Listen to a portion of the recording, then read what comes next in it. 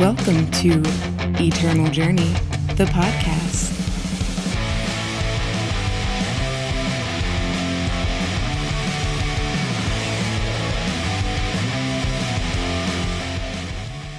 What is up, everyone? Welcome back to another episode of Eternal Journey, the podcast that talks about all things eternal with a focus on limited play. I'm your host, Jedi, and this week for episode 44, we're going to be doing our FoX 2.2 first impressions. That's right, Direwolf Digital changed up the format on us, so it is a new format. We're going to be discussing that today.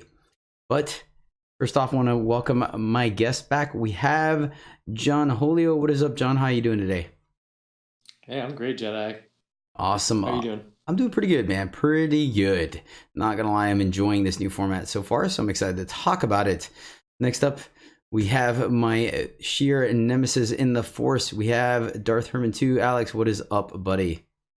What's up, fellas? How's it going tonight? Let me do a little bit of housekeeping. First, I want to mention the YouTube channel. It's EJthePodcast or Eternal Journey on the search bar. You will find my YouTube channel that has all kinds of great Eternal content on there, to include Silv videos, draft videos, tournament reports, and the video version of this podcast if you like to be a visual learner. And then, of course, our weekly cube draft that happens every Sunday morning on my channel. It's twitch.tv/Jedi_EJ, where you can join absolutely free and spectate for free as well, as we draft various curated formats of my own design using the Cube Simulator, thanks to Stever Cakes and Cassandrith from Warcry, Eternal Warcry. And yeah, we play. It's a different take on drafting, but it is a lot of fun. So I do encourage you to hop in and either observe or participate. All right, last up, we have our subscriber shout out. So no new subscribers this week, but I do want to give a shout out to a couple of subscribers that hit one of the benchmarks. We have JC Demon 668, Chastity Weaver, and Sandy Fur. All three have been with me for over 6 months. That's right. They have earned their fabled Darth Maul lightsaber on the Twitch, and they're slowly working towards their Yoda. So it's super exciting. Thank you guys so much for the ongoing support. I really appreciate it. We had a bunch of people hit 3 months this week as well in the last 2 weeks, so that's super exciting. And I believe, actually, Alex, you got your Darth Maul lightsaber yet? Yeah, I did. Oh. No, I got the green one. Okay. So you're all right. Fair enough. Oh, that seems a little awkward, doesn't it? Yeah, I'm working my way up to the good ones. Fair. I guess you'll just have to. You're a Sith in disguise, right? You're just kind of hanging out. I think the green ones burn Sith's hands. Isn't that part of the lore? Yeah, I'm just lurking until I get to 6 months. Man, I really have no idea. Is that in the books or something, or in the comic books? I'm just kidding. Oh, okay. It's not real. I was gonna say, I mean, the Star Wars universe is so big now that I would not doubt that there's something. You could tell me something, I'll be like, I'll have to look it up. Yeah, they retconned half of my favorite stuff anyway. Oh no, that's so frustrating. Oh man, Disney bought it. It happens. All right, Sure. Cool. Well, that's pretty much it for our intros, guys. Once again, thank you so much to all the other great streamers that rated me throughout the week. We're starting to get up in numbers, but just obviously Cassandrith, Circa Sparkles, Enrouch, Marvin the Imp. Trying to think. Mercurial Blue. All these guys sent some raids my way, so thank you so much. Make sure you guys are doing what you can to support this great community, both on Twitch and YouTube. Like Gibbon's another streamer, but I don't think he has YouTube content. I think it's Kalibovich. That Resolves. There you go. That Resolves, which thankfully apparently calls his YouTube videos Eternal Journey, and he's been doing it for a year and something, or maybe 2 years. So thankfully he was kind enough to let me continue to use Eternal Journey. So thank you to That Resolve. Shout out to their YouTube channel, as well as Kalibovich that does it for Team Rankstar, and missing someone. Hold on. Loco Pojo. There's also another YouTube content creator. So there you go. Yeah, I haven't shout out the other people on YouTube, so I'll do that So yep. And just because it puts them on tilt, I want to thank the Misplay Podcast, that's Parmalee and Gato Sujo, for putting out some fantastic content. They recently picked up a sponsorship by Butterball. Definitely make sure you go find out what all the smoking or basting is about. And then Get thanked, Misplay. Yeah, booyah. That's right. I'll show you how gracious we can be. And then, of course, I got mentioned on the Farming Eternal podcast, which is another fantastic limited resource. You guys can go check them out at Farming Eternal. Pretty much, I know they have a website, but it has like some additional stuff in the website, so I don't remember it. And that's really bad show notes on my part. But if you just Google it, you guys will find it. They're fantastic. So definitely check it out. And that's it. So let's go into our pack one, pick one. You guys ready? Yeah. Sure. All right, so we were actually going to think about doing another one, but I ended up telling these guys live on Discord what my pack one was, and they were like, that's a spicy pack. So that kind of sealed the deal that we're going to do it on this show.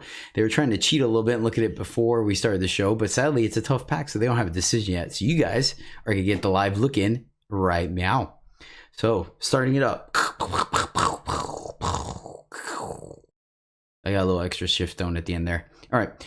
First up, we have a Lothrai Target Caller. This is a 3/2 elf at common for 2 Shadow, and has Inspire. So every time you draw a unit off the top of your, or every time you draw a unit period off your void or off the top of your deck, it gains Quick Draw. John, what do you feel about Lothrai Target Caller? I like this card. It's a solid 2-drop just stat wise, and the Inspire is very relevant in this and other draft formats I've played this guy in. It's double shadow though, which makes it a little harder to cast on turn 2, as well as harder to cast in general, especially if you're stretching your power base. But it's definitely in consideration here. Okay, yeah, I agree. I like Quick Draw. I think Quick Draw, it's bad when you're behind, but it's pretty good at parity and great when you're ahead. So I like it, but you're totally right. The double shadow is a consideration for a 2-drop. Next up, we have Safe Return, and we're not going to really talk about this one. It's just Comb Break card that puts a card, saves a unit from a removal spell, and then gives it a little bit of buff. We're not worried about that one first picking. Next up, we have Affliction. This is a slow curse at 1 and a shadow at common.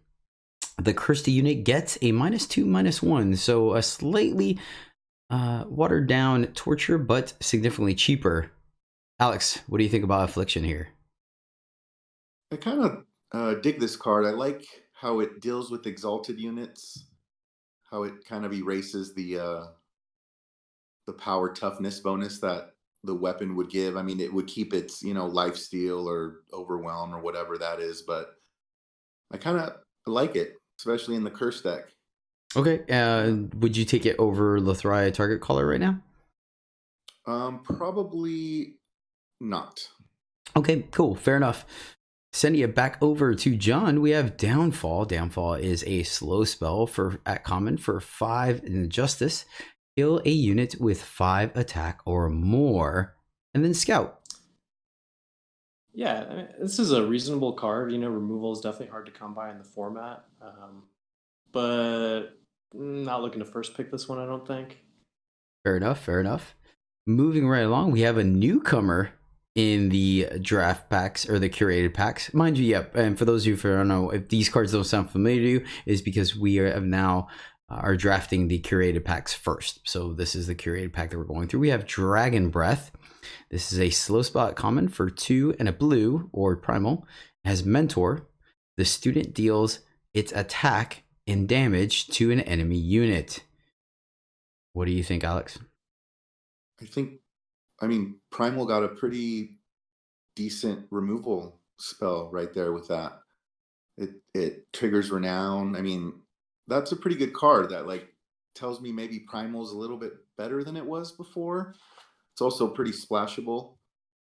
I don't know what you guys think about that one. It might take my first pick so far. Yeah, it is. It's with. Obviously, it was an all-star performer in a format with a lot of renown. Renown is represented a little bit in this format, but just not a lot. But Primal, I think everyone that plays limited consistently agrees that Primal need a little bit of a buff, and Dragon Breath is definitely something in that direction. It is still a little situational in the fact that you need to have a unit in the board that is big enough, or at least can combo off with something else to kill something. So that is a consideration. That does limit it somewhat, but it's not bad. Next up, we have Phase Out. This one, we'll talk about this one because this one I think was contested to the very last day of the previous format. Phase Out is a slow spot common for 1 at a time. Choose a unit and shift it. That includes your unit as well as your opponent's unit. So what do you think, John? I haven't gotten to play with this one yet in this new world, but there's some stuff going on here, right? Like there are more shift units available now. So doing that to your own shift unit activates its shift again, whatever that ability might be. So sometimes that's relevant. You can also do some cool stuff with Exalted and Sacrifice, because once a unit becomes unshifted, it has unblockable. So there's some tricky stuff you can do, like combo wise there, and it also kind of works as a removal spell if you're being the aggressor. You can phase out an enemy unit that's blocking your board for 3 turns, and maybe you just win the game before it comes back. So it's a flexible card. I'm interested to try it out. Probably not going to first pick it here though. Fair enough. Fair enough. There is something to be said about the fact that it's 1 power as well. It fits absolutely everywhere in your curve, so there's a bonus to that. But I like what you said. I think offensively, I would either use this to buy some time if they have an absolute bomb in play, or to just make sure it's the last spell I play and I kill them. So moving right along, we have one of my favorite 2-drops ever, and I absolutely love the artwork every time I see the exhausted Yeti in the background. We have Blurry Chaser. Blurry Chaser is a 1/3 Yeti Explorer at common. For 2 fire, it has quick draw, and then pay 1 and twist Blurry Chaser to scout. All right, Alex, where are you at on Blurry Chaser? I mean, can we both say it's one of our favorite 2-drops ever? I love the card. I think so. All right, all 3 of us. Make Sweet. that 3. Sweet. There we go. Eternal stamp of approval. Whenever we do our what do we got? Our EJs, our JGs. I don't know what the word we call it, but the journeys. Yeah, we just simplify the journeys. We'll throw a Blurry Chaser up there for number 1 2-drop. All right, cool. So do you guys think this is gonna take the target collar crown here? Yeah, that would be. I've first picked many a Blurry Chaser, so Yeah, I think so. Yeah, the card is really strong. A 1/3 body does some blocking early. It only has 1 fire influence, so it's easy to play onto. Quick draw means it's going to get in there, and then twist scout is just great. You feel so much better keeping a 2-power hand when you know you have the Blurry Chaser there to be able to scout your next power and stuff like that. And then of course late game, typically when 2-drops are not as great, you could still play your Blurry Chaser and twist it to make sure you're pushing all that extra power to the bottom. So yeah, Blurry Chaser is absolutely phenomenal, which is our front runner. And our last comment here, John, we have Scheme, and we don't need to talk about this one. It typically makes some decks, but I feel like it's everyone's 24th, 25th card. So long story short, it's no Blurry Chaser. Yeah. Long story short, pay 3, slow spell, look at the top 4 cards of your deck, and pick 1. So we'll move on. All right, so now we're going to get into the spicy stuff with our uncommons. This is where this pack starts to get a little difficult. So our first one is Seed of Progress, which is just the Combray fixing, which we don't really need to talk about. We're not first picking fixing, especially a 2, not generic fixing. So next up we have Combustion Brawler. This is the 6/4 elemental at uncommon for 5 fire. It has Overwhelm, which is always great on a big body, and then the enemy player can't gain life or health. Then finally Shift 4, exhaust an enemy unit. So I believe we're on John. So what's up, John? What do you think about the old Brawler here? Yeah, I like Brawler a lot. It's a very powerful 5 or 4 drop. It's got good stats, relevant ability, aggressive card. You know, when it shifts in, that's a guaranteed, almost guaranteed 6 points of damage. You know, there's a few ways that they can interact with it theoretically, and then just the static ability on the card is very relevant and limited. If the opponent's gaining life, that's really messing up your race. And this shuts that down completely just by existing. And it's very difficult or near impossible to interact with while shifted, other than what like a Shenra speaks in the format. So yeah, I'm pretty high on this card. Yeah, it's actually quite funny. The when you're drafting it, you're like, players can't get life. I guess it doesn't come up that often. And then I'll tell you what, I could probably count at least 3 to 5 times, no joke, that line of text has become relevant and cost me the game. It's so, oh my God, it really is. Yeah. And it's just a gravy, right? The rest of the card would be fine without it. Yeah, I mean, think about right now how many games have been changed because of the lifesteal on Makar Bloodwolf. Right, which can be, it's in the color with easy exalted, and you start passing around that life steal, Mm-hmm. things get really complicated. Well, not with this guy, It stops Marsh Dragon too. right? I think we've all been in games where Marsh Dragon comes down as a 3/8, a 3/9, and gains the opponent a bunch of life. So, Oh yeah, all right. not today. No, I think this goes into my this is my first pick now after over Blurry Chaser. Yeah, I can get behind that. But there is some more competition at the uncommon level. So we got a tough one for you, Alex. We have Lightning Sprite. This is the 1/4 flying sprite at uncommon for 3 primal. And then it also has a twist ability to pay 1, which is always a good price for a twist, to draw a card, then discard a card. So looting. I think this card is great. Where are you at on it, Alex? Yeah, I love this card too. I mean, this would be I would probably look at this pack for a long time. Yeah, this is really tough.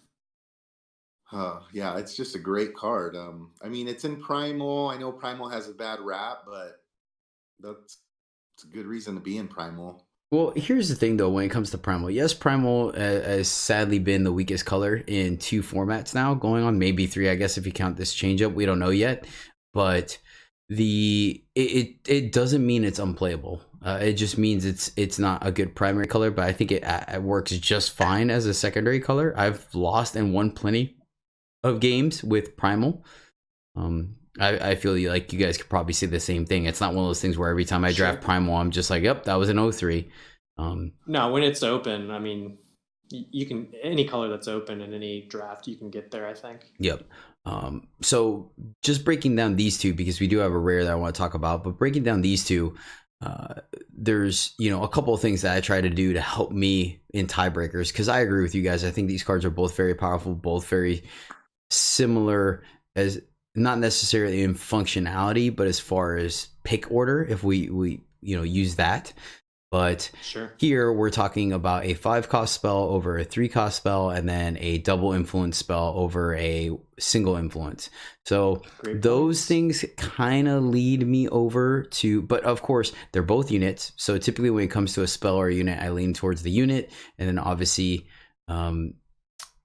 curve, I lean to the lower one. But then there's also early game plus late game viability, and both of these do that. You can shift the brawler to get a blocker out of the way to get an early damage, and then late game you're perfectly fine drawing a 6/4 that could get in there. And then Lightning Sprite, early it's a 1/4 blocker and a flyer, and later on you could twist to clean up your draws and get in there as a beater. So all that, so now you guys that are listening can see. So I definitely encourage you to let me know in the comments below what your pick would be. So yeah, John, where do you think you're leaning to? Are you still on Brawler, or did you shift over to Sprite here? I think I'm gonna go for the Sprite, actually.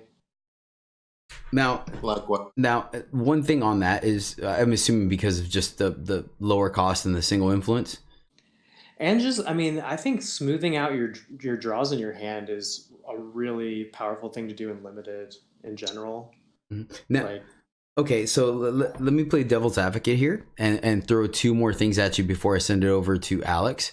Sure. We are still living in a Grodov's favored world. So there is a chance that your Lightning Sprite just becomes a 1/4 blocker or a 2/3 blocker on the ground, versus the 6/4 body on Brawler, even without any of the other techs, is still quite relevant. In fact, it does trade with said favored. And the other thing, the guy who drafted 6 favorites. How many did you have? We'll talk about that in a minute. I had 5. I had the opportunity to draft a 6, and I had to be an adult and not take the 6th one, even though I really wanted to. So I guess a counterpoint I have there is like it's a 6-drop, right? Mm-hmm. So you play this on 3, that silence is a ways away. You play it on 6, well, hopefully you have 6 power yourself and can go ahead and do some filtering right then and there before it gets silenced, if that's a concern. Yeah, no, that's completely. I actually like the argument. Typically, it's on turn 5 when I'm worried about Grodov's favor, not before that. So that's good. The last counterpoint I want to make is Combustion Brawlers in Fire, which is a very strong color, I think, in this format. Personally, I mean, I know the numbers in Farming Eternal actually show it to be towards the middle or bottom as far as 7-win deck list. but I think it definitely got some upgrades with these format changes. Fire. So. There's that bigger picture of Fire being a better faction overall than Primal. So those are my 2 points. So do you have anything else to say on that, John, before we send over to Alex? No, I think those are great. I mean, this is a very tough decision here. So I think you can easily go either way, especially on a first pick where you don't know what's open yet or anything. Yeah. Alex, what's your final call on this one? So we have one for Lightning Sprite. What's your call before we move on to the rare? Yeah, my final call would be the Sprite as well. It like locks you less into a color. It's a safer pick. So Splashable. Yeah. All those reasons. Yeah, I totally get it. And that's the thing too, is that sometimes I do, and I catch myself doing this as well. And I feel like sometimes we have to remember that it's just one pick out of 48. So sometimes you have to be willing to throw away your first pick. I do it more often than I care to admit. And because I've caught myself too, especially since there's no time limit, I'll just sit here and debate about this forever. And then I'm like, bro, you might not even play this card. Let's just pick something and move on. But I'm going to throw a wrench in the gears with our rare. Our rare is Striking Snake Formation. This is a slow spell for 5 time. It just has a simple 4 words. Your units get killer. So key points here, units, all of them. Everything you have on the board gets killer. And I'll just go ahead and slightly put a spoiler. This is a recursion format. We do have several ways of getting things back from the void with Exalted and the infamous Immortalized. So, John, let's go ahead and throw your 2 cents in about this card. It's terrible. It's unplayable. Never play it. Been better. No way. No. Killer has never been better than in this format. So it just requires it's obviously not good if you have no units, right? So it's not just going to be great in every game, but if you can kind of set yourself up for it to be great, it's gonna, that card will just win you some games, I think. And then, like you said, it's a recursion format. Like time is a very solid faction to be in. I'm very high on this card here. Alex, what do you think of Striking Snake Formation? Yeah, I mean, time has a lot of fatties, right? A lot of big units. This is a great thing to put on big units. Grodov's favored, for example. Yeah, I think this would take over the first pick. You can devastate a board state with this spell. Yeah, and you mentioned a good point. The fact that it is in time, which means you have Grodov's favored and Swaying Sea Kirans too, and shoot the Mandrakes, the 7/5 Mandrakes. Like there's a lot of good targets for this card to go on that you can effectively be very aggressive on your board. So there is so where are you at, Alex? Are you taking this or are you taking Lightning Sprite? No, I think I switch over to this and try to have some fun with it. John, where are you at? Yeah, I'm definitely first picking this. I mean, you also forgot another key point, which is that it's a premium. Oh yeah, very true. Formation. My bad. You're right. You're right. Not what shiny. Hey, double shiny, right? You get the lightning bolts on the rarity icon, and you get just the sweet gold shiny. And this ended up being what I took. But you're totally right. This is a very high risk, high reward. There are times where you draw a Striking Snake Formation, and it's not going to do much, or it's going to just trade all your units. And there's going to be times where it's absolutely backbreaking. But at the very least, it is a very fun card. And this is one of the cards that I think actually goes up in value the earlier you take it, because instead of looking at your deck and being like, can I play this, you actually get to judge your picks a little bit more in the future because you know you have this card. So it helps a little bit where you value stuff with Deadly a little bit or stuff with Quick Draw a little bit better or a little bit higher. And then when you have that all right, well, I can pick this 3/3 or I could pick this 2/4, you might actually lean towards the 3/3 because it has the higher chance of killing something, things like that. So yeah, I like absolutely. I like Striking Snake Formation quite a bit, and that's why I ended up taking. So sweet, guys. All right, that was our pack one pick one. I definitely do think it was an interesting one. That's why we took our extra time. I hope these are the kind of pack one pick ones that will help you guys get better and feel a little bit more comfortable making your picks. Of course, taking advantage of the fact that we have no time limits. Also, for the shameless plug, you can also join our Discord, where we do have a limited channel, and you can post your picks there and ask the community for help on what to take there and stuff like that. So check it out. The interesting thing about this draft is I did record this draft, so you guys will catch it on YouTube as well if you're interested. But okay, guys, that is it for our Pack One Pick One. So let's dive into our main topic here. And for those of you that are joining us from before previously, we were going to do a 2-part archetype breakdown for Flames of Zolta, but sadly, without any kind of previous communication, Direwolf decided to revamp and flip the script on us and drop this updated draft format, which we are always thankful for, don't get me wrong. But so sadly, we are not going to do our part 2 yet. Maybe in the future when we figure out if the archetypes have changed or new archetypes in this draft format. But long story short, 40 cards were added to the draft packs, which I think for the most part were mainly added for Expedition, but I could be wrong. There are some that we use in draft, but it just, the feel of it, like for example, I'll just spoil it, the 5 influence legendaries were added, which I think are extremely difficult to play in limited, and then the displays, which we'll talk about in a minute, so I'll leave it there. But the biggest thing is that the pack order was changed. So now instead of drafting FoX, curated, FoX, we're drafting curated, FoX, curated. So we'll go ahead and keep it in order, but that's the biggest change. So first up, let's talk about how many games we've played in this format. It's been out for about a week now, I think, right, John? Give or take. I think Monday, I think it was changed. Oh, maybe. okay, cool. So I feel less bad about it because I've only gotten 4 drafts. 5 days, yeah. 6 days. I've sadly only gotten 4 drafts in. It should have been 6 or 5, but actually I started a draft one day and then the next morning they updated it. So sadly I had to finish the draft from the old format. So that was my bad. But yeah, I've got 4 drafts in and not bad, a winning record, but barely. I had a 0-3. Wait, right? No, I think I had a 1-3. I don't know. I might actually start keeping track of them again on my spreadsheet. But then I just finished doing a 7-2, so back up to a winning record, thankfully. Nice. How about you, John? I've only managed to get 2 drafts in so far, unfortunately. I was putting off my first one because, like you, I had one from, we didn't know this was coming at all. So I had one from the prior format and I wasn't too thrilled about it. So I was kind of putting off getting those games out of the way, but I finally did. And but yeah, I've enjoyed my drafts in the new format, and I'm looking forward to doing a bunch more.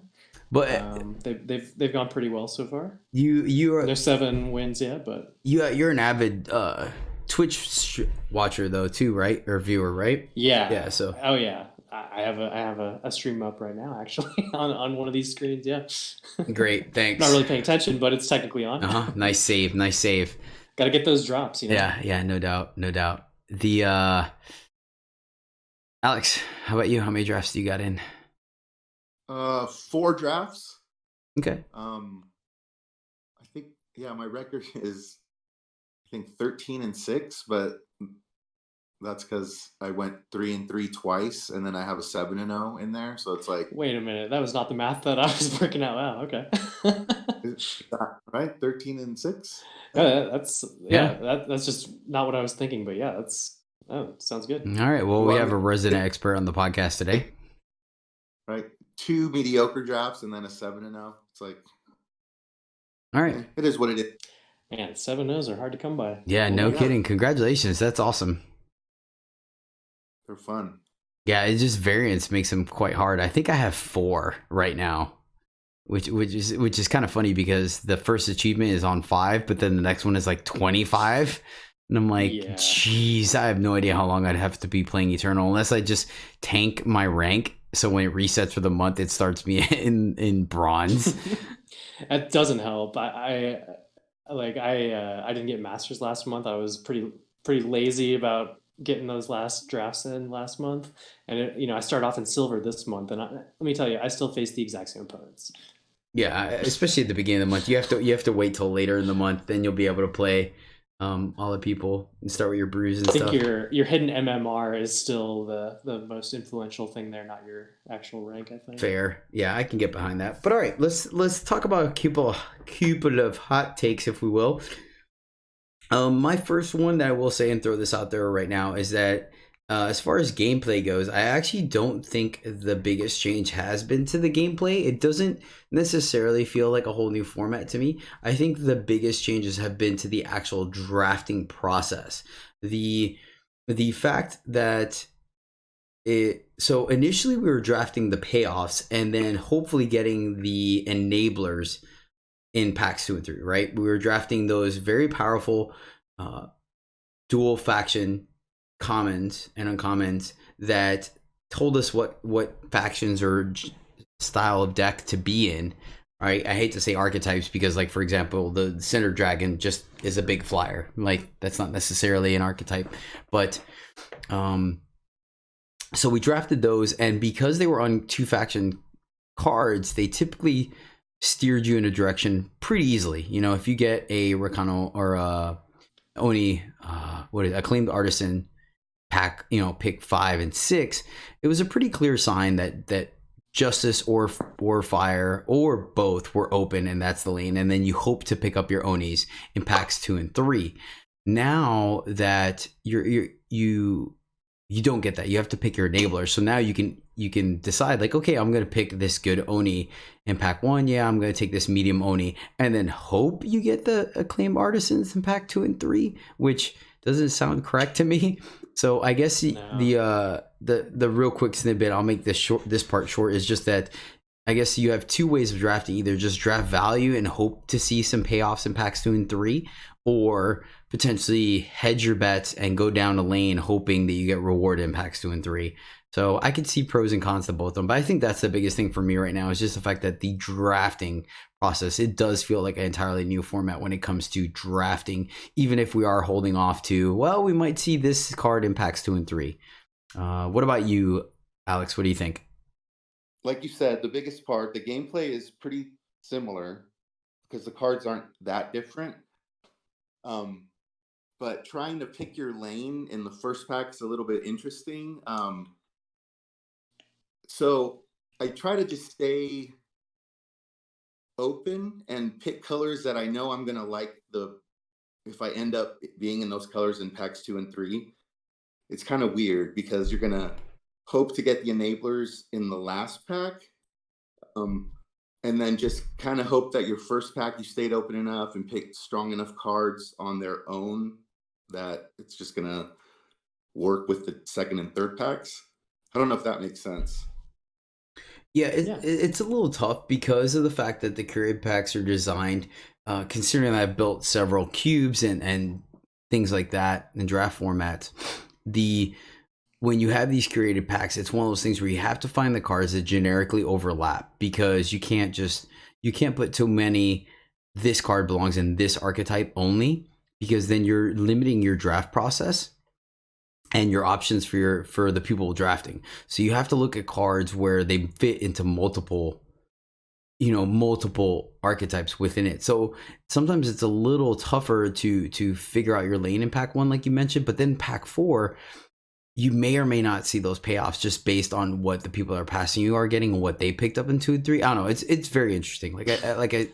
I see what you're talking about, and it can happen. Sometimes you're like, yep, 100% was in the right lane, and then other times you're like, I don't get it. I saw these cards in pack 1. Why am I not seeing them in pack 4?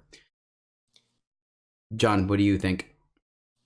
Yeah, I think those are all good points. What do you guys think about just thinking, just basically just going for the more generically powerful cards, especially at the start, and then maybe even prioritize, because there's a lot more, the fixing is mostly in the first and fourth pack, right? So maybe even a good strategy to consider is just not even trying to get in the lane at all, trying to note what may be open, but just taking those generically powerful cards and then prioritizing fixing as well. So you can just play the best cards you end up with, as well as, be fixed for anything. And then going into pack 2, really decide. I like that. Actually, that's a very good point on that. They did add the displays, right? Which are the 3-color or 3-faction cards that are we've proven to be quite powerful. This is limited. Yeah, most of those are very good. So, but last time we drafted these, they were in. It was a way where these were the payoff cards when you were kind of drafting 2 colors. You're like, okay, I'll splash for the 3rd to play this display. But now that we have the chance of seeing these in pack 1 this early, I don't know where you at on them. Do you think you're taking them highly? Do you still want to wait? Do you take them early and hope that you can go in that lane? I'd probably take almost any one of those I see in the first few picks. Unless there's just some super powerful rare or something. But those are all very good.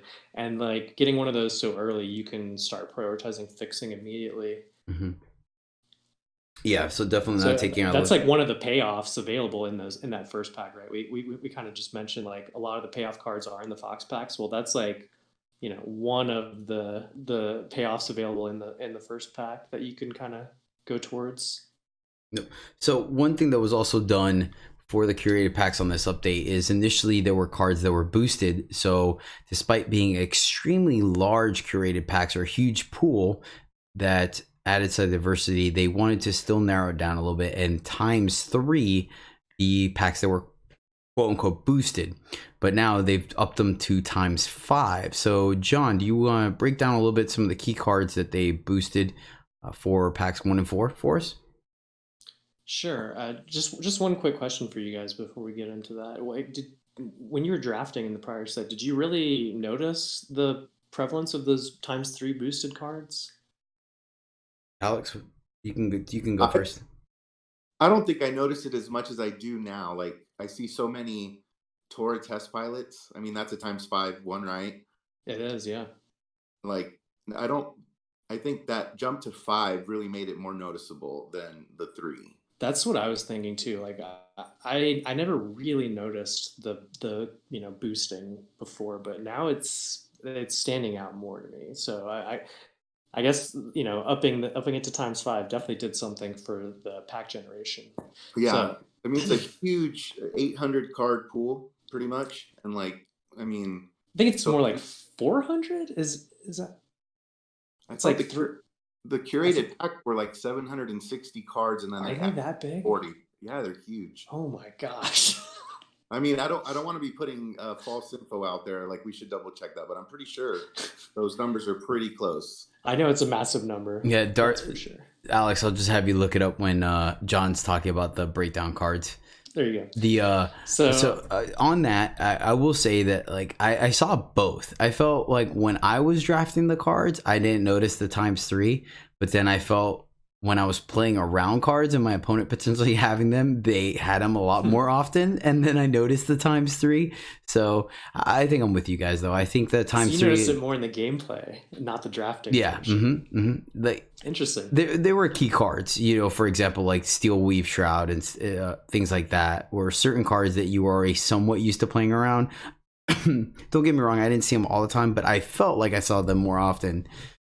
But once again, that could have just been my interpretation of it because I'm playing around it, so I expect to see it versus in the draft. I remember there were a couple of times where I'm like, yeah, I hope we pick up this and this, and we end up just not doing it. So, but I agree. I think they did the right thing by upping it to ×5 if they wanted the curated packs to be a little more consistent, and it is noticeable even just the 4 drafts I've done. But all right, John, go ahead and let's do your breakdown, buddy. Sure. So I guess just we'll have to post the link to the Direwolf site or something in the show notes, just in case you guys are curious which all are boosted and all that in total. But I'll just go over maybe my favorite card for each color here in each faction in these like in the boosted. Then the ×5 boosted packs here. Yeah, I would do that and probably point out any removal you see as well. Any removal? Mm-hmm. Is that what you said? Yes. Yeah. Okay, so in fire, in common, it looks like there's no ×5 removal, but there is one standout card here for me, which is Blurry Chaser. We talked about it in our Pack 1 Pick 1. So you can expect to see more of these little guys in that first pack. And if you're not seeing them, that's probably a good sign that fire's being cut. And I guess that stands for any of these cards we're talking about. These are, a key card like that is like a signal to watch out for. Right? I agree. Yeah, especially a key 2-drop that just does it all like that. Yeah, Blur Chaser literally just does it all. So that's, you'll if you're going into fire, watch out for those guys. You'll be able to draft more of them. So for time, removal-ish that's boosted there. Phase out, we also mentioned that one earlier. And then as far as other standout cards here, we've got Living Example is a ×5. That's a good one, as well as Tremor Shocker from the last format. I guess 2 formats ago, the last set, really, I guess I should say. That seems like it's, and in fact, I've already seen people doing some just busted stuff with Tremor Shocker and gosh, what's the fire card? Dramatic Exit. Oh gosh, that seems like a beating. Wow. Right. Yeah. So right, if you have a little setup there, right, you shift in your Tremor Shocker. You can when it comes in, unblockable, little Dramatic Exit buffs it to a massive threat. Oh, and by the way, it passes that unblockable and all those stats onto whatever other unit you have available. So like, yeah, stuff like the shift really is something. Adding that to the format is a little scary in some ways, but you can work with it. You can be the scary one. Like Tremor Shocker was always just good though, and then it also helps fill in that missing 4-drop slot that was kind of I noticed in all my drafts last format, my curve looks great, except it was always kind of missing that 4th finger. There wasn't a lot of good 4-drops going around, so that also helps fill that slot in if you're shifting it. It has way more competition in the actual 6-drop slot in time. Yeah, I think Grodov's favor in the format. I think that now that you mentioned that might be one of the reasons why I was always happy to take up Vorlunk, because I don't know, 3/4 overwhelm on 4 just always felt good to me, and that might be it. Maybe I just didn't see the fact that there weren't a lot of 4-drops, so it just kind of filled that gap very nicely. Exactly. Yeah, Vorlunk was one of the only ones really available in time for that. At common anyway. So let's move on to Justice here. As far as any kind of removal, Wanted. Oh no, that's like a removal payoff. That's not an actual removal. Sorry. Downfall is a boosted card as well as Flash Grenade.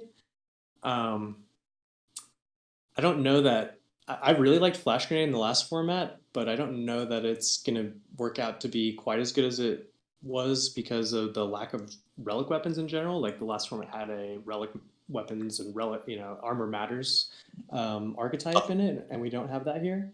But I think Downfall is, you if you're in Justice and your other color isn't heavy in removal, I think you're always going to be looking for a Downfall for your deck, something like that. You know what though, it does battle up pretty well against Exalted though. Yeah, Flash Grenade? Yeah, because you'll still be able to kill their Exalted unit, but they're getting a little less attack on it. So that's something to be of note, I think it's going to have value most times that you play it, but it was really good at just breaking board stalls in the last format. I don't know that it's going to be quite as good at that here, but that's one of its roles that it's good at. I think it'll help in the Combre mirrors for sure. Just big dumb units crashing into each other. Yeah, like it's a card that like when it was introduced in Dark Frontier, like I was kind of skeptical, but after having played with it, I just came way up on it.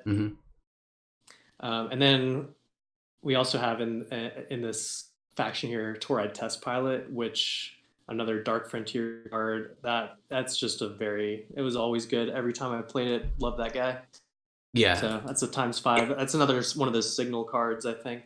Yeah, I think it's lost a little bit of value in this format. Like you said, not having a lot of relic weapons and armor not being as important of a little secondary factor, but it being a 1/4 flyer that blocks good, that can attack good. I like that card a lot. It's one of my pet cards from the last format. I'm excited to play with it again, and it carries Exalted weapons very well too. Yeah, I mean, any flyer does. And, this one's like, you can scale it to what your, what your threats that you're facing are, or what you think your opponent's doing, right? Like if they're in primal, lightning strike or whatever, or they always have kind of large flyers, or so you may not even care about keeping the toughness that high there, right? Mm-hmm. But in other colors like time, like right, their flyers tend to be a little smaller, so you can maybe just buff it up to 2 or 3 attack and still be able to smash into just about anything that they have. So you got to think about those things when you're twisting this guy. But it's definitely like Blurry Chaser, right? Like if you're seeing these guys being passed to you, it's a huge signal. I think that Justice is probably open, as opposed to like the other boosted cards we just mentioned, like Flash Grenade Downfall. Regardless of its openness, you only want so many of those in your deck, and you might just see those being passed either way. Mm-hmm. Alex, go ahead. I'm sorry, you can finish. No, I was just going to move on. Yeah, Alex, do you want to add anything? No, I was just you were gonna go probably the factionless cards next, I think. Primal. Yeah, the factionless ones are the ones that really are interesting to me more than the primal ones, but we can go over the primal ones as well. The factionless ones are the ones that let you splash, seek power, the Bannerman. Seek Power and Bannerman. Yeah, like those are solid. Yes. And like you said, when your like approach to the draft would be, if all else fails, you can try to lean in on the fixing and then hope to just play all the powerful cards that you get, like the 7-0 draft that I had, like was a four faction deck, and it seemed pretty powerful because that's good to hear. 2 Seek Powers and 2 Bannermen, I think, and it kind of just let me cast everything all the time, Yeah, I caught someone playing a busted 4-faction deck on someone's stream earlier today. Oh wow! It's like, okay. I'm interested in trying that. Good to know. So yeah, I guess taking fixing early can open up the door to more playables later on.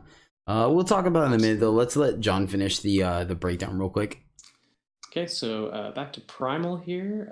Any removals? So we've got not Slope Sergeant. That's the other one. Well, Dragon Breath. There you go.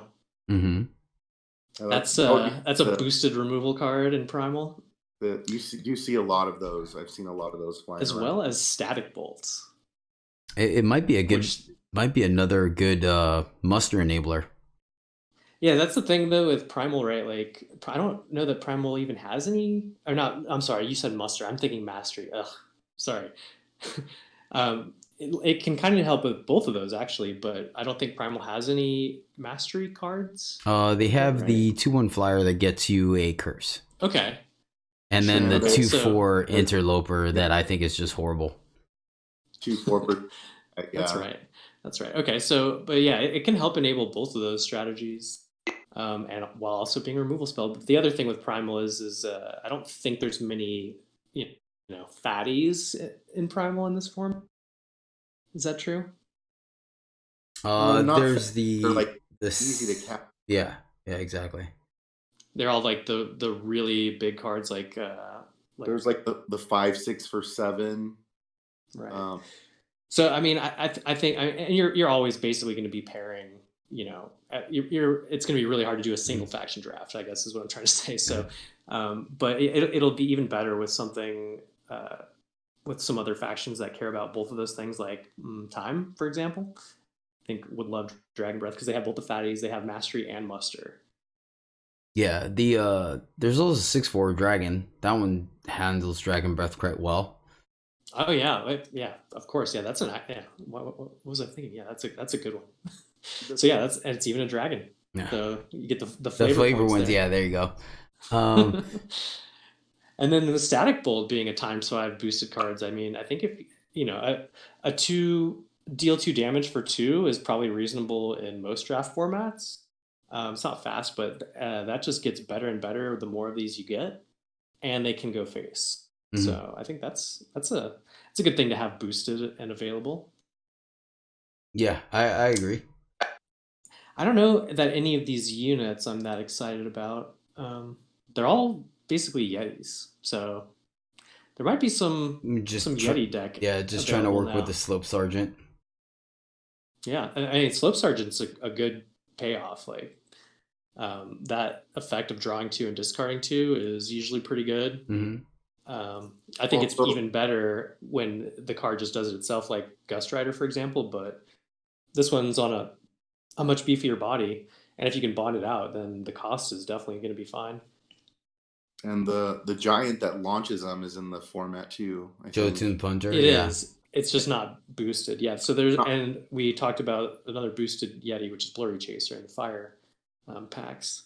So it looks like they're pushing some kind of Yeti deck here, since these are all boosted. Maybe we'll have to see. Yeah. Move on to Shadow then. Looks like there's a couple removal spells here. We mentioned Affliction when we were doing the pack 1 pick 1. That's a boosted card. And then as well as Eviscerate, which just says kill an enemy unit. So that is a removal spell. It costs 5, but I think that's a fine price to pay in limited generally. Yeah, that's about par for course for sure. Yeah, and then it also is helps with mill if you're into that. So it can definitely help a mill deck a lot by helping you not die while milling. It won me a game today. There you go. Yeah, so that's one to watch out for sure. And then some of these units that are boosted in Shadow also look very enticing. I always like Stone Scar Outfitter, and again, that's that's in that elusive 4-drop if you shift it category, as well as Razor Quill, another 4-drop.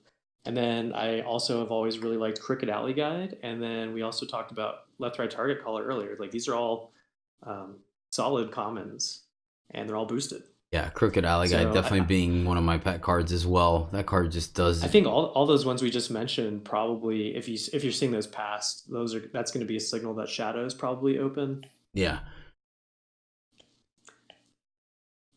Crooked Alley Guy, man, he's just she maybe. Yeah, it's she. So yeah, that's always been good and limited. You can shift it out on 1, help fix your first draw, and then it's going to come in guaranteed basically 3 damage, and then it's a 3/3 body that's still there. Like that's just a good card. I mean, you can always live the dream with Left Right Target Caller, and then actually never mind. I was gonna say you can give quick draw to your spider, then give your spider killer. And then then kill something, but then the spider wouldn't die to give the exalted to something else. So actually that would work. So there you go. I got 2 ahead of myself. Spider too good. Yeah, you can always it would have told that you could sacrifice it in some way. That would have you want to move that around. That would have totally been something I would have done on stream. I'm like, ooh, I'm gonna do this and then do that. I'm gonna be super smart, and it didn't work the way I wanted it to. Right, and then like Razor Quill being a boosted card, if you can get a bunch of these guys, like it's just a solid body and a good ability, but with Reconnaissance being in the FoX packs, that combo though, yep, that is a beautiful maneuver you can do. So yeah, with that being a ×5 boosted card, like if I'm seeing those passed, I'm definitely getting a little excited. Do you have any others you want to throw out there real quick? No, I don't think so in Shadow. And then I'm just glancing around here at all of the multi-faction cards. Tokens are all the tokens that are powers, tokens of honor, token of knowledge, etc. Those are all boosted. So this can help you go into 3 faction decks and things like that. And then I see a standout card here in Teriak's Hatchling. I think that's a very good limited card. So yeah, oh yeah, that's for one sure. to watch out for. Even though they're small bodies, you 2/1 flyer for 3 is fine, and the fact you're getting 2 flyers off of 1 card is always really good. Reminds me of that voice line. I can't think of the name of the card, but she's a 3/4. It's Ava, I think. Swarm formation, right? Yeah, there you go, exactly. You can just keep throwing these hatchlings out there, like the opponent's never going to have enough removal to deal with all of them, right? And you always So feel so removal's bad. hard to come by. You're staring there at your Eviscerate, and then they're 2-1, and you're just like, do I really want to do this? And you know there's another one about to be there anyway. Yeah, exactly. So something to note real quick that I noticed is that Ruination Sledge, that is slowly coming up on everyone's radar because of the fact that it just overperforms, is actually not one of the boosted cards, believe it or not. So you actually only do see that the standard amount. But the flip side to that is Rune Crawler Yeti, the 2/2 for 3 in fire, kills an attachment when it comes into play. And the Spellbreaker, where is it? Shoot, I just had it. Yeah, the 3/1. Stronghold Vandal, there you go. Yeah, Stronghold Vandal, right. the 3/1 for 2, that it comes in shifted for 3, it kills an enemy attachment, are both boosted cards. So that is another way to essentially deal with enemy curses, as well as enemy relics too. We are talking about a world that has Kodos Sees All and Blood of Makar. So that definitely deals with those things as well. So those cards are something to be looking out for. I think those are just playable, in formats with less relics and curses and things like that. And I think they go way up in value in this format.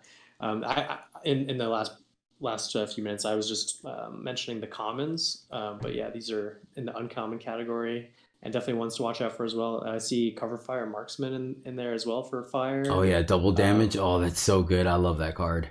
Yeah, that one was always fun. I mean, you can, especially when you have that plus Combustion Brawler. Oof, those guys will work very well together. Yeah. Well, I mean, shoot. So that being said, like the whole cycle of shift, give a set of stats to another unit is back in play. So obviously, Lethrai Dire Beast is a good one with the lifesteal attachment to it. So that's always a good one. Yeah, they're in play, but they're not all boosted, right? Like I don't see the primal one in here, for example. Oh, really? Okay. Yeah. The Saddleback? Saddleback, that's what it is. Right, yeah, Saddleback's been in the format, but that's not one you see going around very often. Oh, and so why? I'm looking at the boosted list and it's not included. So they're choosing factions to have that be boosted in, right? That's interesting. I did not know that. Interesting. So actually, do me a favor. Can you double check which of the 5 are boosted and which ones are not? And then yeah, I'm kind of scanning them right now. While you're doing that, Darth or Alex, do me a favor. So you drafted 4 colors and it worked out pretty well for you today? That was no, that was a couple days ago, I guess. Well, still in this format, right? Yeah, definitely. Yeah, in this format. Yeah, it was like the first draft. So break it down for us. Like, how'd you end up getting to 4 colors? If you can, like, kind of broad stroke it for us a little bit. Well, like I said, I picked up a couple early Seek Powers and a Bannerman, and then I think I picked up a Bannerman in the last pack, and then it was base. It ended up being base red green, and it had 2 draw strengths, 2 inflict consciences. It ended up being where I could splash I splashed a Draconis in Primal to have a top end, and I splashed a Grodov's Favored. That was my only time card. And then there was 2 other Primal cards. I can't remember off the top of my head. I'd have to go look at the list. So were you prioritizing fixing on purpose, or were those kind of just medium packs? You're like, I'd rather just take the fixing, or did you see a card that made you want to start taking multiple factions? You know what I mean? Like, what was the thought process that you went to get to there? No, I think I just picked those because I like playing more factions, and then I thought, hey, this looks like maybe it'll be possible, and it reminded me of like set when we had all the strangers. That was like the funnest time for me when there's more colors in there. So it just ended up being like, hey, let's try this, and it ended up working. Okay. So I don't know if I'm like biased towards it now, but with those cards that help the splashing, especially the tokens as well. Mm-hmm. Yeah, I'm really excited to try something like that in my next draft. Yeah. And if it works out that way. Yeah, no kidding. Me too. Force it, but I want to experiment. I think people are hip to it because I'm seeing a lot of Seek Powers being played, like against me. And I'm not like seeing that many in the drafts. I know I've only done 4, but yeah, I I can't wait to draft more Seek Powers and Bannermen. See, it's really strange because in one draft, I it, I don't know. In one draft, I was seeing, like, for example, Grodaw's favorite come by late, like super late. And then another draft, case in point, I could have drafted 6 of them. So that makes me wonder how many people really are splashing for full colors because, I mean, let's just be honest. One of the things that makes Grodaw's favorite such a potential strong card is the fact that it's easily splashable coming down on turn. Being a 6-drop and only being of a single influence means you have time to, pun intended, to get there. You know what I'm saying? So it's interesting. I wonder how you're saying you're seeing a lot of that. So now I'm wondering how prominent that is yet. Also, how do you feel about Ancient Manual with the fixing? Is that just still very subpar for you? I like the Ancient Manual. That's a good fixer for me. Okay, cool. I like it too. It's better for for going for that 3rd or 4th faction as opposed to if your base factions have multiple pips of influence required, that's where it gets a lot worse. Mm-hmm. And the Evangelists really help you splash as well because you can like use that to get that faction, and then that lets you cheat on your power base and put more of the splash in that you need. So like you can kind of fall back on those, like getting the Evangels of your main colors. It lets you put less power in it. Ooh, actually, that's a good talking point, especially now since they've been shifted to packs 2 and 3. We'll start off with you, Alex, since you already talked about them. But do you take your Evangels for your primary colors and allow your power base to be more flexible now, or do you take your Evangels for your splash colors and have the potential of not playing them on curve? What's your preference? I like taking the ones for my main colors so that I can play them. I've experimented with the off color one, and then it got stuck in my hand the whole time. Right. And which helped me cast my other spells that were just one of, but it seemed like that just would have been better as a time sigil, Mm-hmm. What about you, John? Yeah, that's basically that's kind of where I am on the Evangels. Like some of them I think are just good units, and so that's like a different thing. But if you're trying to use them just for the fixing or splashing, yeah, I think they go way up if you have a lot of double influence required in that color, especially in the earlier drops like 3, 4, 4s and 5s. Like Time, for example, has some cards like that, like Omnivorous Vorlonk and Venomous Mount, which is And one I was Tremor just Shocker. going to talk about here, and Tremor Shocker, right? So, but like that's one where the body is less relevant. The 2/2 charge is kind of but it really can help you play your 3, 4, and 5 drops on curve when they have those double influence, and you're playing a 2 or 3 faction deck. Yeah, so I'm on the same boat as you guys. I actually, when I initially was drafting the Evangels, I was considering them for the splash colors. And sometimes it's okay to have it stranded in your hand. Sometimes it wasn't. I agree. I think now I'm on the boat as well, where you want to draft them for your primary colors to make sure that you have the influence for your primary colors and have a higher chance of playing them on curve. And then it allows your power base to be a little more flexible because of the fact that you have Evangels to clean up your influence. So I agree. I think in general, you should be trying to draft the ones that fit your primary colors and not the ones for your fixing. But back to you, John. Go ahead and sure. So yeah, I got the results here of our question. So it's Fire, Time, and Shadow that have those shift buff a unit cards as boosted, and then the Justice and Primal are left out, being the War Wagon in Justice and the Keen Saddleback in Primal.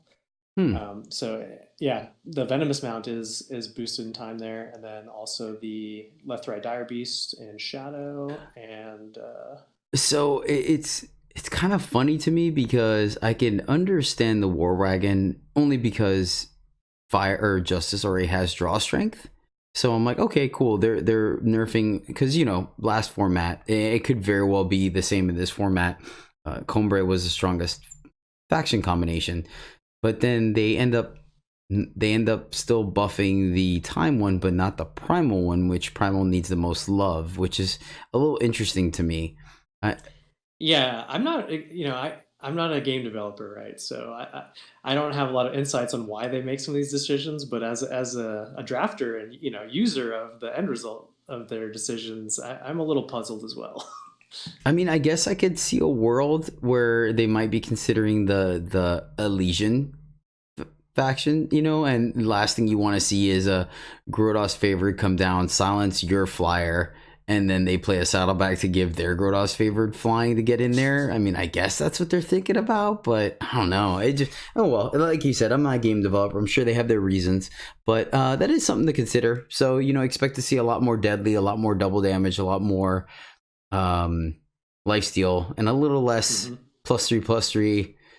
Oh, they could also maybe because of the Drill about Master. to say, like, well, in Primal, there is a second card that gives another unit flying in the format as well, right? The Acolyte. The 2-1, yeah, the Acolyte. So maybe that's why that's not boosted. And then, like you said, there's a lot of like tricks and justice already. They also have Innermite here as a boosted card, as well as like not boosted, but there's Finest Hour in the format, Draw Strength. So maybe that's what they're thinking on those.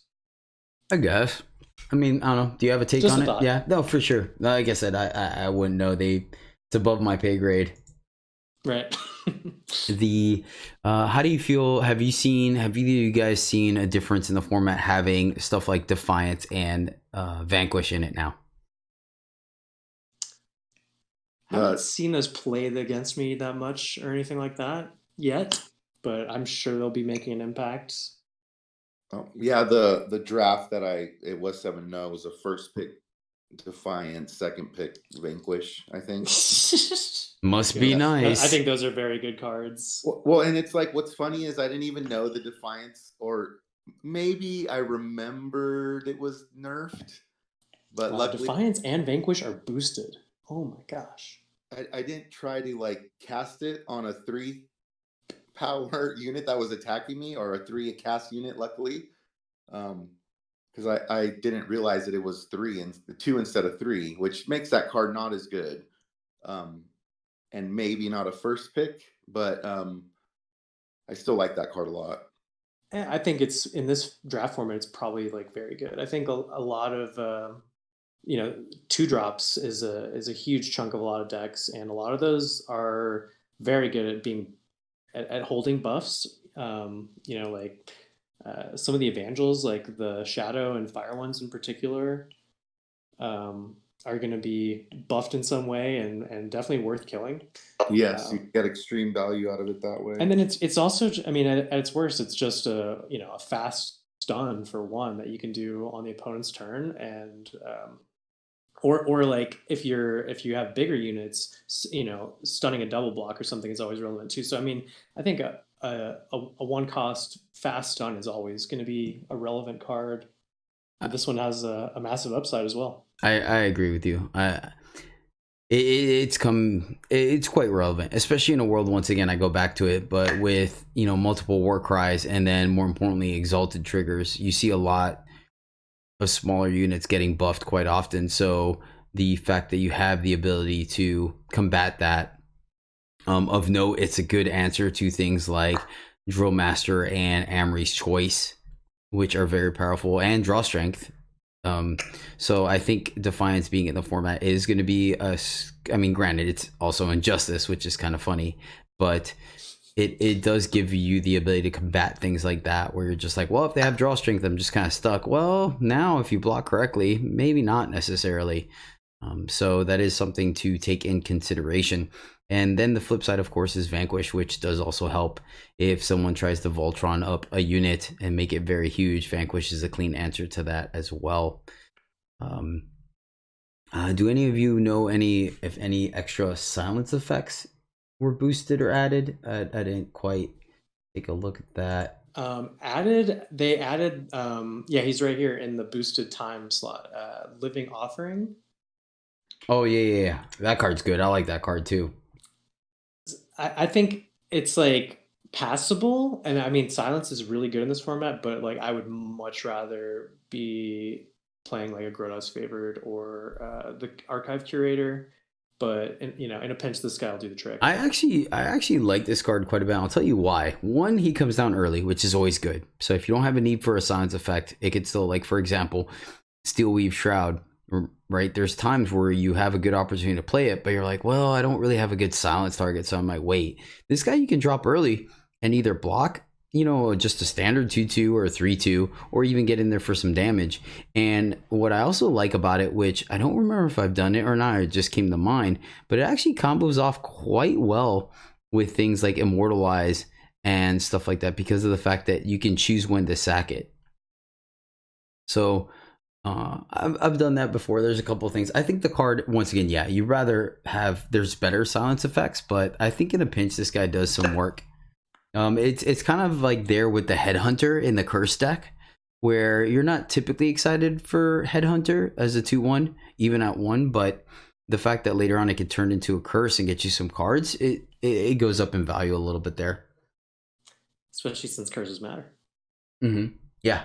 Alex, where are you with the inclusion? I mean, granted, these are legendary, so we're probably not going to see them all that often, but since you just talked about 4 or 5 color, where are you at in the inclusion of the is there even a name for them? There's not, right? Just the 5 influence legendary cycle in the form of Tazbu, Rost, Sididi, Zumakan, and Godan. I mean, I haven't even seen one of those yet. They're all legendaries. Well, I mean, Right. are you taking them? Like, have you played with them at all in the previous format? Is it something you're going to consider playing, even if you're in 2 factions, or is 5 influence just too difficult, regardless of their power level? I think if you get one early enough, you can. The Evangels can really help you pull that off. You kind of have a lot of Evangels, but if you're strongly in one of those colors, and I guess you can take it in the last pack as well, right? If you get lucky and you're in that faction, It'll probably be a lot harder to make it work if you get in that last pack, though, because you'll have already missed out on the critical mass of Evangels to make it relatively simple to play, on time or whatever. Yeah, that's true. Yeah, if you see that in your first pack, I think you can definitely get there in this format with the Evangels being around. And you can always use the fixing to get more of the one, or the one color you need. Those are all very powerful cards. Like, if I pick one of those, I'm definitely going to try and make it happen. I think I would as well. Well, just remember, you guys can always use shiftstoned.com to find out your power bases, to see how often you can play it. We did do a faction or influence power base. There you go. Power base breakdown a couple episodes ago, probably close to 10 episodes now. I got to remember which one it was, but you can check that out, as well as, I have no idea, but there was a draft where I first picked a Sididi and tried my darndest to play it. And we did do kind of like keep track of how often we hit 5 influence on 5 and stuff like that. So I got a Sididi in one draft in Dark Frontier as well. I think I got to play in one of the games. Yeah, it's pretty funny because I remember at least 2 of the games that we did get to 5 justice on 5 and just didn't have Sididi. I was like, awesome.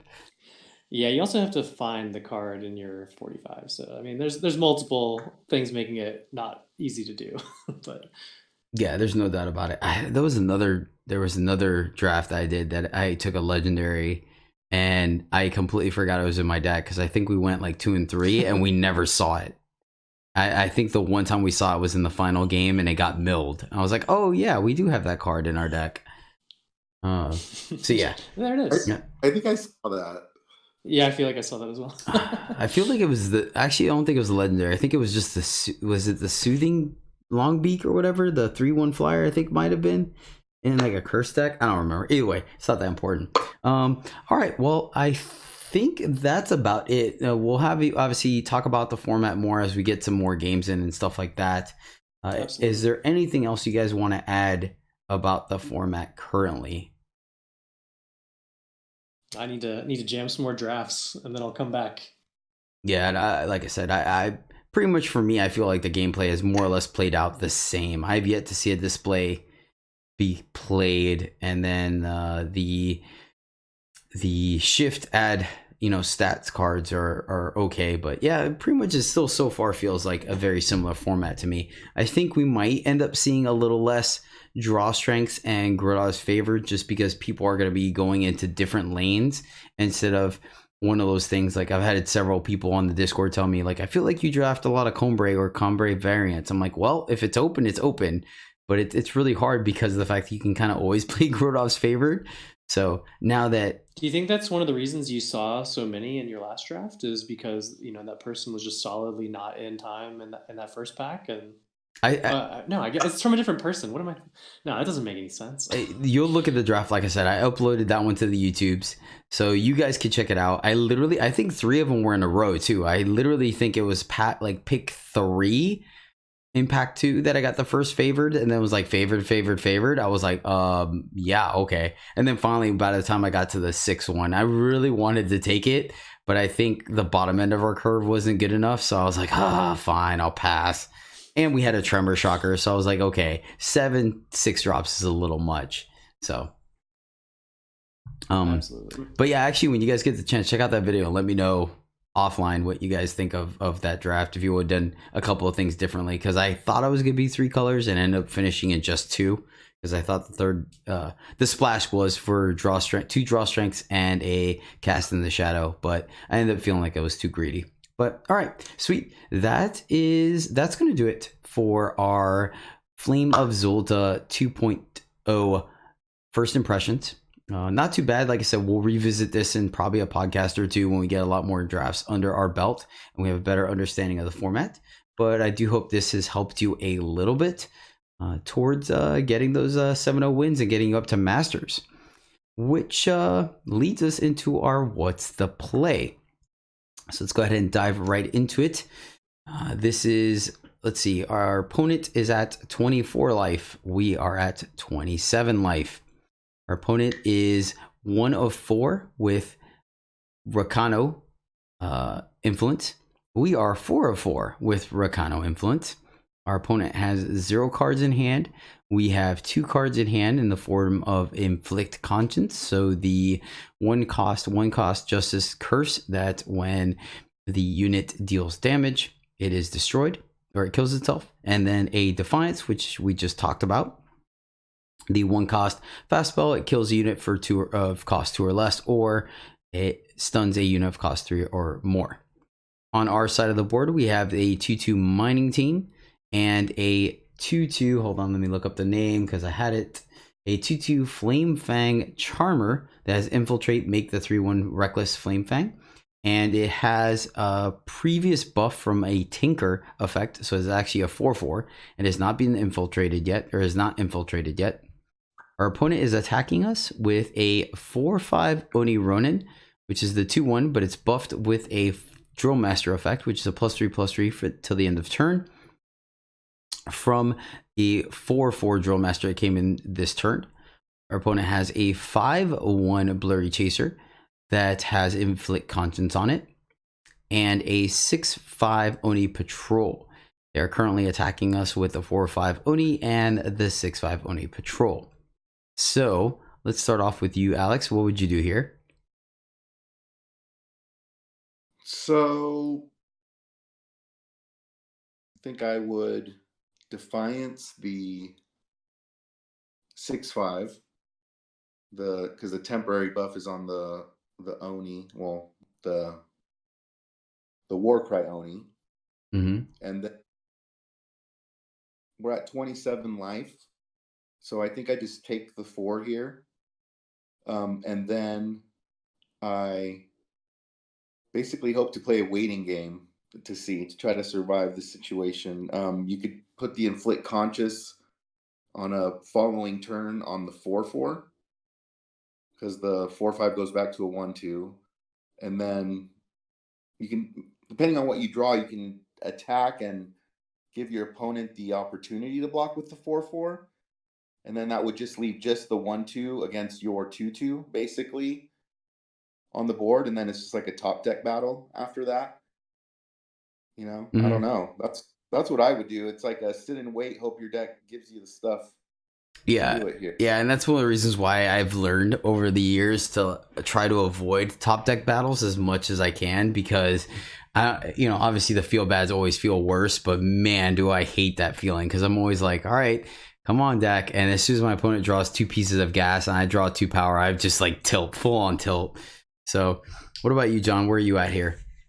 Yeah, I think Alex's evaluation is spot on here. Just Defiance the 6/5 and just take the 4.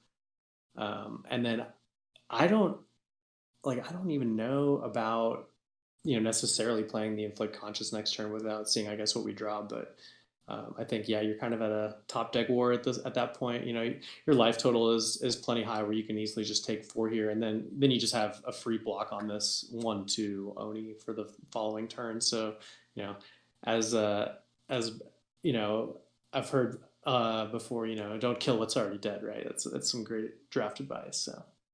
Yeah, true story. And now considering the fact that both of you went to the line, I feel like I remember when we were on stream and this play was a lot more difficult of a decision point, because I'm really not seeing another line of play since the Oni would go back to a 1/2 next turn. Well, one thing we didn't mention, and I can see the first misplay here is definitely just queuing into hats or laps. I think that's a huge mistake.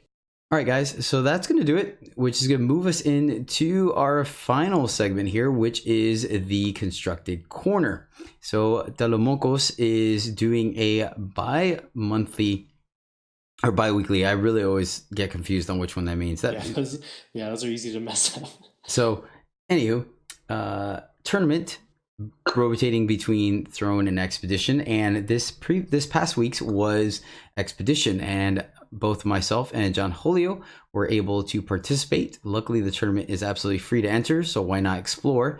John Julio slapped together a deck at the last minute, in the last 20 minutes before the tournament, and managed to go to the top 3. And then I played around with a bit of a curse brew. So I think this card has some legs. I do think at the very least it is extremely fun to play. Very intricate lines of play, lots of lines. Can get all kinds of fun things going on, and then when the deck goes off, you just feel like you're king of the world because you're drawing like 4 to 6 cards a turn. It's absolutely amazing, and it's just super fun. This deck was able to stop a I don't know what to call it. I guess a shadow go off moment where they play Vara to get back a Carvet, to get back another Carvet, to get back the Nihil Dragon from Fell Ritual.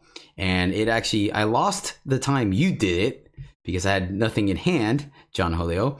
But I did actually beat someone that did the exact same play earlier in the tournament, because I think I had a Caltrops and a faction or cast into Shadow. So I Caltropped one of the Carvets and then cast in the Shadow the other Carvet and the Draconis, the dragon, but whatever. That's so in our first game, that was the first time I've ever seen that card play Caltrops, and I thought that was a pretty sweet inclusion. I started playing with that in a deck that I'm brewing today, actually.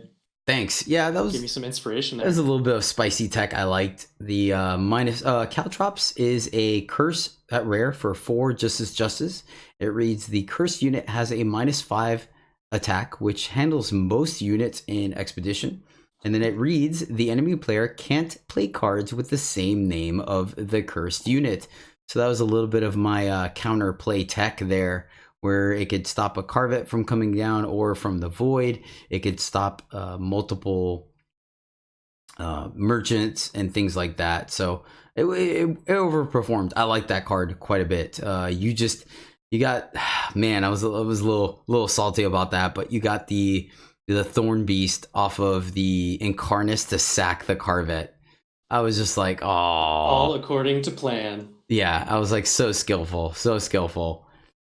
But yeah, so the deck, let's go ahead and break it down real quick, is ×4 Permafrost, ×4 Seek Power, ×4 Felrock's Choice, ×3 Lost Scroll, ×2 Perul's Choice, ×3 Seraph Grand Strategist, ×4 Wanted Poster, ×3 Cast into Shadow, ×4 Hidden Road Smuggler, ×3 Outcast Fortress, ×4 Avagraft, times 2 Caltrops, times 4 Malediction, 3 Green Stretch Empath, 1 Dizzo's Office, 3 Kodash Sees All as our win con, 6 Justice Sigils, 2 Primal Sigils, 3 Shadow Sigil, 4 Argentport Insignia, 3 Seat of Cunning, 4 Seat of Order, 4 Seat of Vengeance, and then the market is Adjudicator's Gavel, Edict of Kodash, Edict of Makar, Reyna the Unwavering, and Azendel's Gift. So a couple of quick things. The market Gavel is to stop both the Spells Matters deck as well as Vara shenanigans. Those are pretty much the biggest things you're worried about. And it is also a cheap curse.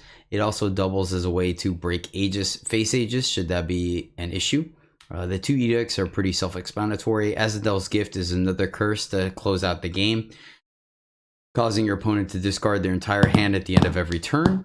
And then Reyna the Unwavering is still a flexible slot here. I'm trying her out because I think the body is quite relevant, as well as it's a 6/7 endurance unit. Obviously the pledge does not come into play since she's in your market, and then she cannot be targeted by any shadow spells or curses, which helps deal with obviously any kind of Argentport or Xenon shenanigans for the most part. That can also be an Incarnus because she's not included in the deck, and she combos off well with a Merchant coming down on 3 and then Incarnus on 4. As I stated earlier, the win con is Kodash Sees All, which does some work because there are a ton of curses, and honestly, typically you can probably make 2/2s or 3/3s with this, and that's enough to win the game. Green Stretch Empath is excuse me, a bit of the tech I added, and this card has overperformed. It is a threat. It blocks pretty decent as a 3/5 in the format, not immensely. Sometimes you don't want to block with it because you rather draw the cards, but the deck actually has a pretty consistent manner of drawing cards with plenty of curses as well as cheap spells to trigger the muster. And the muster ironically fuels the muster again because you're drawing 2 cards. And if you combo this off with something like a Wanted Poster and Felrock's Choice, you're drawing 4 cards and getting a curse back. So technically 5 cards. That's a really cool inclusion. That you were drawing so many cards when we played. That was really cool. Yeah, it's probably one of the things that made the deck the most interactive and a lot of fun. I still trying to figure out whether it's a 4 of or a 3 of. I like 3, but it goes off so often, and sometimes your opponent will see the power. Case in point, one of the games I lost, I had the chance of coming back and stabilizing with this, and they immediately avagrafted it, which was a little bit of a bummer. Outcast Fortress, I ran 3 for the tournament, but I think actually 2 is the correct number because the Fortress does have some utilization to it, but sometimes it just doesn't do enough. The payoff by getting what's her face, Zelia, what is it? It's Zelia. Yeah, I think it's Zelia. Yeah, Zelia is super powerful, and she does feed the curse thing herself. She can win games on her own. Seraph, I'm still kind of debating on whether that should be a different 2-drop or something. Seraph is good as a blocker and great, and it's a good power sink later on, but sometimes she just didn't do enough for my taste. But that could also be like just the way I played her. Peru's Choice, I'm still trying to think if the sweet spot is 2 or 3 of them. I do like the fact that it can go get you curses, and occasionally throwing the Aegis on either your Empath or Zelia can win the game as well. I have thrown it on my Empath a couple of times and really frustrated my opponent. Also, being able to tutor a specific curse out of your deck always comes in handy because it's that 4th and 5th copy of Kodash Choice or Kodash Sees All if you're in that position, or it can help you get the Permafrost or the Wanted Poster to kind of help seal the deal. So I do like it. Felrock's Choice is one of the more frustrating cards, to be honest with you, because if you don't have a curse, like it just does more or less nothing. But I will say this, I have blown out some opponents by using the second mode, which is negate an enemy spell played on you or one of your units and then steal it and play it from the void. I've literally, you can catch it on stream, where I've all right, I'm gonna leave 2 power up to leave up FoX choice, and because they might want to kill my Seraph or kill my empath, and sure enough, they cast in the shadow or something, and I immediately am able to throw it back on them, and it's such a game changer. Especially if they decimated, they're just down a power and down some units. Yeah. So that's the deck. Lost Scroll is really good in this deck because you want to be able to ramp up to your empath and your Kodasi's All and your Azendel's Gift, as well as it being fixing. The primal is in their deck just for Permafrost, Fortress, and Green Stretch Empath, which are all single influence cards. So you have a very light primal splash, even though it's very impactful and I think well worth it. So, and then obviously FoX choice. I'm sorry, FoX choice and Peru's choice. So you have actually, I added a little bit more to it, but they're all single influence. So you only need 1 primal sigil to make it happen. Your fixing's pretty solid. But I feel like I might have to change that towards Vara's favored because of the fact that one of the issues I had in the tournament was face Aegis. I don't have enough ways to break face Aegis, which obviously Outcast Fortress and Gabble do a decent job of that, but I think I'd rather have a more clean way to also hit units with favored. I'm sorry. So the thing about Lost Scroll is that it helped you go from 2 to 4 power and helped you get your double Shadow or double Justice based on whether you have Avagraft or Caltrops or Malediction in your hand. So there's where the combo was that was quite powerful and I liked it, but God, that face Aegis was just such a pain. So I wonder if I even just cut the Seraphs, but man, that literally puts my unit counts to Smugglers and Empaths, and that doesn't seem right. So I'm not sure. I don't know. What do you think, John? You're the brewer. Yeah, I mean, Seraph is just a generally powerful unit, right? But she doesn't really have any synergy in your deck. So, yeah, I'm thinking we could probably find something else for I mean, but slot. does Seraph need synergy, though? No, but, and another, I mean, she just kind of eats removal too, right? Most of the time, if you play her on 2, she might block a turn or 2 and then get removed. But if she doesn't, like, she can, potentially take over the game. Sometimes the units she spits out are lackluster, but usually they're pretty good. Yeah. In my experience. I mean, double. I mean that, and with just 1 justice, like she's usually castable. Like I think it's a reasonable place to start, but definitely a place to look for some swaps if you think your deck needs something else to it. Yeah, or maybe it's Malediction in the market might be the cut. So now, I mean, in our game, like I was, when I saw you had, what is it, 3 or 4 Maledictions main, like I was not, I was keeping half my units in hand because of that, and almost paid the price. I think one of the games because of it. Yeah, like I could have just been dumping my whole hand out there, but I'm like, I'm just gonna get maledicted. Yeah, and man, it was close. We had some really good games. They were definitely a lot of fun to watch. That's a meta call, Yeah, I agree. With Defiance being added to the format, I'm seeing a lot less people just going for those high roll aggro decks, and which is what you mostly probably wanted the Maledictions for in the first place. So I don't know. That's definitely a meta call. Mm-hmm. What about you, Alex? You got to see the game. Did you watch that stream or no? I did not get to watch Telemocos that night. That's on Tuesday night? Yeah. You might have been watching me. I thought you lurked really early, or was it John that lurked early?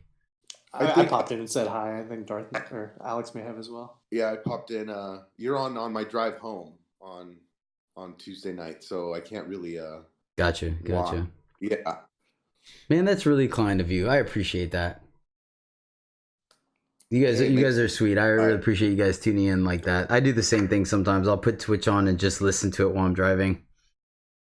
That's why, like, you explain stuff pretty good as it's going on, so I can like just listen, and then it's always fun to listen to punts. They're hilarious.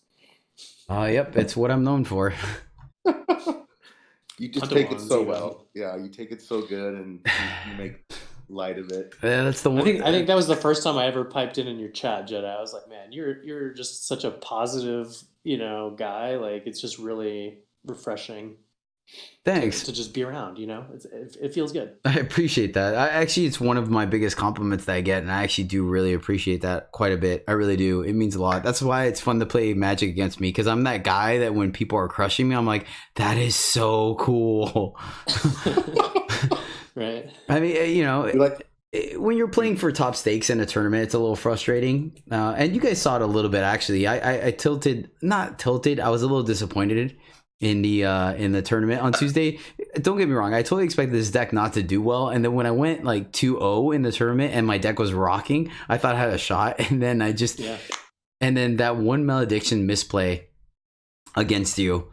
It wasn't really a misplay. It was just, I should have just gifted you and then played from behind. Especially, I think I overvalued the site to get, because it was one away from Zelia next turn, and I was like, well, he has too many units, I don't want to lose the site.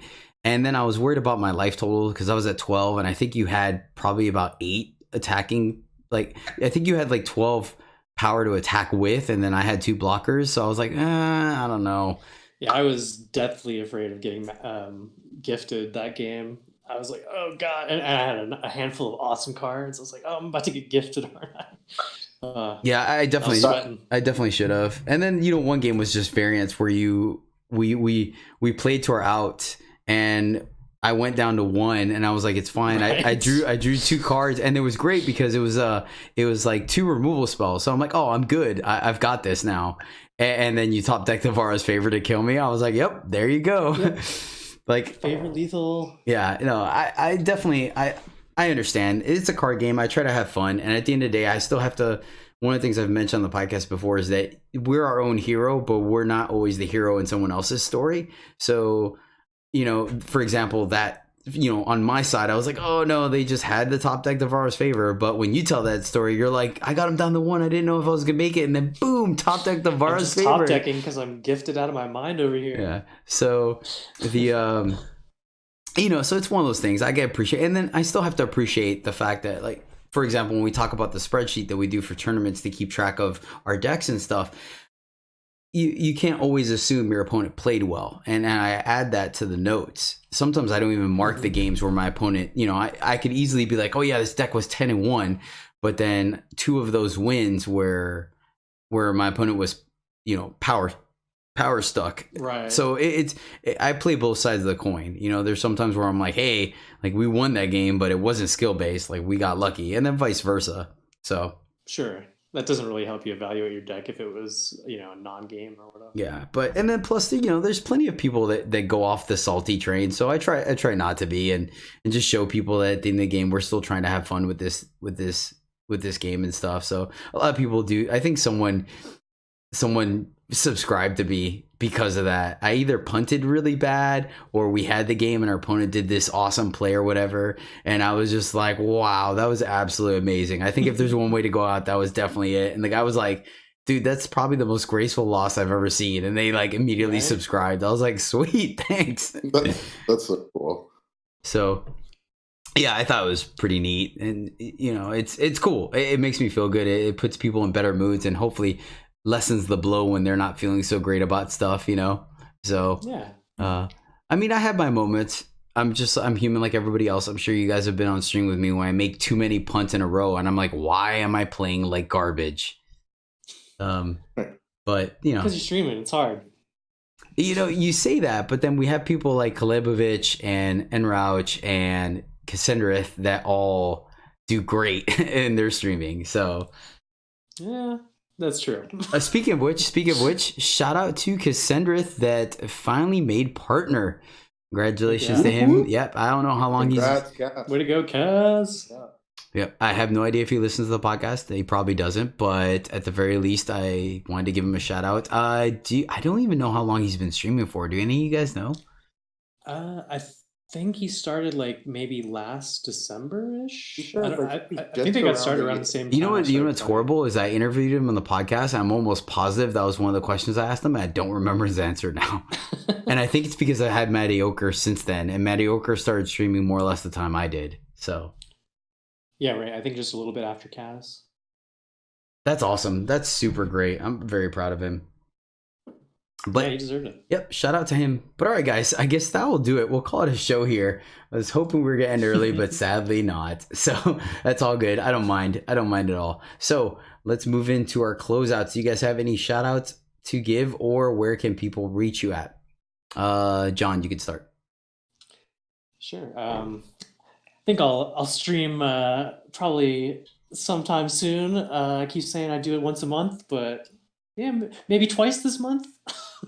Twitch.tv/John Holio. Also, hang out on Jedi's Discord, Farming Eternal Discord. You can find me at any of those places. Feel free to hit me up. Excellent. Alex? Yeah, feel free to at me at any Discord, yours or Farming Eternal, or as a private message. Pretty much easiest way to get a hold of me, as long as the Discord servers are up. Yeah, I'm usually in your chat. So yeah, Jedi's chat, especially on Sunday mornings. Cube. Yeah. Right, we gotta get Darth Herman in on by the way, it's Darth_Herman 2 is Alex's stuff. Yeah. All right, sweet guys. I am Jedi. You can catch me streaming live every Sunday, Monday, Tuesday at twitch.tv/Jedi_EJ. Not partnered yet. And then YouTube, of course, EJthePodcast or Eternal Journey. Look it up on the search engine and you can find all this great content, including the draft video that we talked about today, where I draft 5 Grodos favored and go up against Chapin and even mill somebody out. Follow me on Twitter is probably the best way to keep up to date on when new videos go live, as well as when I'm streaming and stuff like that. And of course, you can join the Discord in the link below. All right, guys, that is going to do it. Thank you so much again for joining us for episode 44 of the Eternal Journey podcast. Join us next week, which I'm not necessarily sure if we're going to do a mulligan or redraw show, or if we're going to talk some more FoX draft, but stay tuned and find out. But that'll do it. So until next time, as always, happy gaming. You guys can say bye. Oh yeah, bye. Yeah, see you next time. Good luck in the draft, everyone.